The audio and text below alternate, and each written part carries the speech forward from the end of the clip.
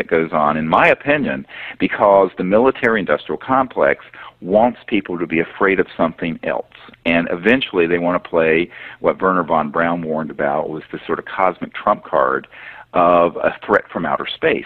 And, obviously there isn't one, or we'd know about it. But people, and even, Stephen Hawking this past summer made this silly comment about, oh, gee, we can't make contact with ETs because they might come here and colonize and take over the Earth. It's a total anthropocentric projection of our own dysfunction onto interstellar civilizations, which doesn't fit with the facts. Now, we saw a triangle a couple of months ago just hovering over the lake. We were out fishing in the middle of the night, and it seemed to travel almost, it was silly. Yeah, it seemed like it was on a string or something like that. Kind of bulky looking. Are these man-made craft? I'd have to have more information. The fact is, it could be. And you have to understand that the silent anti-gravity type, what are called electromagnetogravitic systems, have been developed since the 40s and 50s. In fact, there's a man whose lab we have visited who worked on the coils and sort of really advanced electronics of these systems back in the early 60s.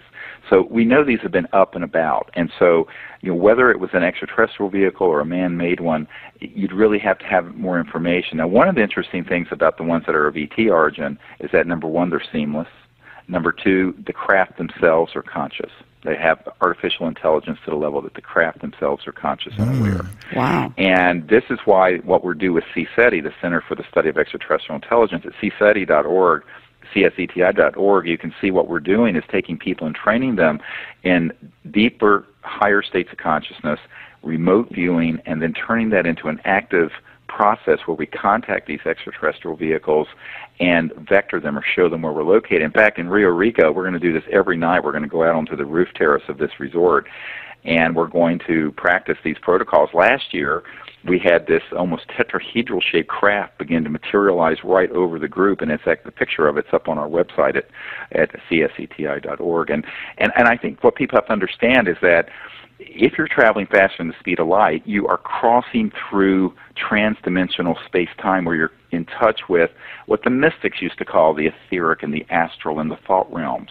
And if you're interstellar and going faster than the speed of light, you are as proficient as in terms of your technology interfacing with directed thought as you and I would pick up a cell phone. And so this is a paradigm-busting bit of information for most people, but it's information that really should have been out there 50, 60 years ago. We're really, unfortunately, have been miseducated on all of these issues. And I feel people are ready to hear this now, and the thing that convinced me of that was when I was briefing the CIA director for President Clinton back in 1993, and his wife was there, and his wife was Dr. Sue Woolsey, who was the chief operating officer of the National Academy of Sciences, and she turned to me, and my wife was at the table, and she says, well, I'd like to know, how are these beings communicating through these vast distances of interstellar space? And I thought, Jesus, do I tell her a lie and keep my credibility, or do I tell her the truth? And I said, well, I'm going to tell her the truth. And I told her what I just told you, and that is that there are electronic systems that interface with coherent thought. And what I mean by coherent thought is like a laser is coherent light, and all the wavelengths are synced up. Well, that's what we do with our training protocols to make contact with these ETs, and it has to do with coherent thought from a higher state of consciousness. But I told her that they are doing this through electronics that are very sophisticated, that cross into the so-called thought and etheric and astral dimensions. And she looked at me, and this is the wife of the CIA director, and, she's chief operating officer of the National Academy of Sciences, the most prestigious scientific entity in the United States, and she says, I thought it had to be something like that. It was fabulous. I thought, wow, well, if she gets it, it's time for us to really share the truth about this to people. Well, really, exactly. This Sunday, we're having two amazing authors, Dr. Luna and Dr. Frekska, and they wrote a book called Inner Paths to Outer Space, and they claim they can make contact with these beings through psychedelics and things like that. Is there any validity to any of that? Well, I don't prefer to comment on other people's work. What I would say is that I'm sure that some people have had augmentation using chemicals of various sorts. I think my path, frankly, is the Vedic tradition of the Vedas and Sanskrit. I think that if people understand the power of consciousness and of the meditative state, they can attain to those realms naturally, and it will be a more organic development. And this is not to cast aspersions on anyone else's path. It's just this is the path that I think is safer and healthier and everything else. And that's basically what I train people to do. In fact, we're going to be doing this up on Mount Shasta the Labor Day week, and then also in Joshua Tree National Park. In November, if you go to cseti.org, cseti.org, you'll see that we're going to do a training up there. Last year, we actually had an extraterrestrial being come through interstellar space, and we photographed him, and it's up on the CSETI website. It's an amazing photograph, particularly if you look at it on a high-resolution screen. Oh, wow. And so what we're finding is that this contact absolutely can be made. And there's a G7 country whose Ministry of Defense and their head of state has asked us to help train their group to do this. So there are people in very high places in other countries, not so far in the United States, who are taking this seriously because they do understand the basic premise that they are here, and if they're here and they're going faster than the speed of light, they're crossing through other dimensions. And when you cross into those other dimensions, you're going to be bumping up against all this other phenomena that deal with thought and consciousness. And at the CIA, actually, there's a man there who is at the desk, what we call WSFM. It sounds like a radio station, and it stands for Weird Science and Frickin' Magic. And I'm not kidding, and that is what the people in the business call it. And he and I have talked about this along with this other scientist who's actually built these systems. And there's no question that when you start dealing with this kind of physics, you're also beginning to deal with the physics of thought and the physics of consciousness. And no less a figure than Dr. Woods, who is a senior McDonnell Douglas aerospace engineer who at the request of old man McDonald himself looked into this UFO issue, concluded years ago in the 60s that these extraterrestrial civilizations had devices that interface directly with thought and consciousness in certain states. And when I wrote my comprehensive assessment of this issue in 1991, it's 19 years ago, he read it, and it went all through the aerospace and intelligence community. He turned to me, he says, "How do you know this?" I said, "Because I had contact when I was 18.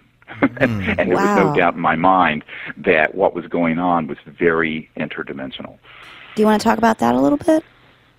Well, it's in the book, Hidden Truth, Forbidden Knowledge, which is sort of a kind of an autobiography. It's a way of me explaining these issues through my own personal experiences that started when I was young. But when I was 17 in March of 1973, I'm 55 now, so I was still 17 then. And I had a near-death experience. I got very sick, and I was raised an atheist. But what happened in the course of this near-death experience is that I went out, instead of going to some pearly gates with some angry man throwing lightning bolts at people, I went into outer space, and I had this amazing experience of cosmic awareness and unbounded mind, and it was beautiful beyond belief.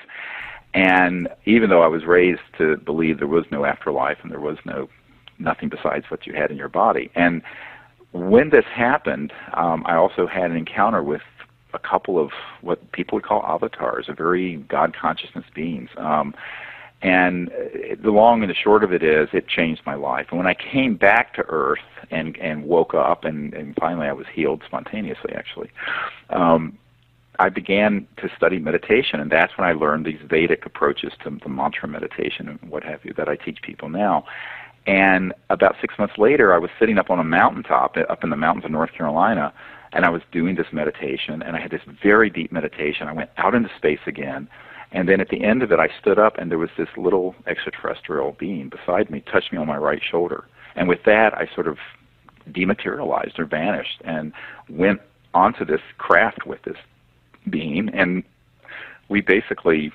It was a meditative experience together. People say, "Oh, why'd you talk about it?" I said, it wasn't linear that way. It was something transcendent. It's very hard for me to explain. But in the course of that, we sort of co-created these protocols that I'm teaching people now about going into unbounded mind, remote viewing deep space, and then showing these ETs, once you see one in your consciousness, where you're located. You can zoom right into, if you're in Michigan, boom, right into the town that you're in or wherever you're located. And I think that this is something that people have to understand. The ETs understand that humans have within us this capability, that all conscious beings, and we are conscious, have the ability to experience consciousness in its pure form and then utilize it. And that's what remote viewing and precognition involves. And so this is part of what I'm trying to share with people, and because that's how I got involved. My interest in this started at a very, very young age. And this experience when I was 18 was frankly mind-blowing and beautiful, actually. Nothing frightening about it, except I will say initially I looked over at this creature and I thought, what does this animal want with me? You know, I was an 18-year-old kid. And when I was touched on my right shoulder, I was wearing sort of a ski jacket. I looked down and my jacket indented, and just seeing that locked it in that this is real and I wasn't imagining it. And then there was this electrostatic field around me, and all my hair stood on end. I had a lot more hair than I do now. And bam, this whole thing happened where I sort of dematerialized and was in this other state of existence with these ET beings. Amazing, amazing. I've actually, in deep meditative states, I've seen space, so I understand where you're coming from. Oh, it's beautiful. It's amazing to hear somebody else saying it, though. I thought it was just in my own mind.